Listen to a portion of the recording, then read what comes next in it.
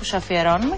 Θα σου δώσουμε λίγα εγώ και λίγα το σοφάκι. Για πολλά κορμί που θα ξαναβρεθείτε όλοι μαζί και θα περάσετε και αυτά τα βράδια και απαλλαγμένοι από εντάσεις και διάφορες δυσκολίες, σαν και αυτές που αντιμετωπίσατε εσείς από την πρώτη στιγμή που έπρεπε να πείτε μονομάχο με το καλημέρα σας.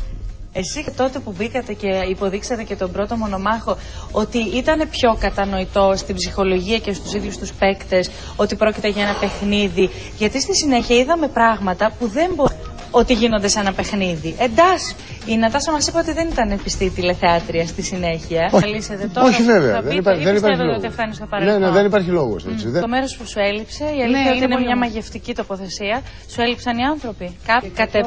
Κατά συνειδητή σου επιλογής, συνεχίζεις και τους βλέπεις. Όχι μόνο απλά δεν έτυχε, οι ζωές σας είναι πολύ μακριά πια για να μπορέσετε να για τους ανθρώπους που δεν με κάποιο τρόπο καταφέρετε να βρεθείτε. Η Σμαρόβα έχει βγει πολύ πρόσφατα. Αυτό ήθελα να πω. Εγώ θα παραμείνω για τόσο.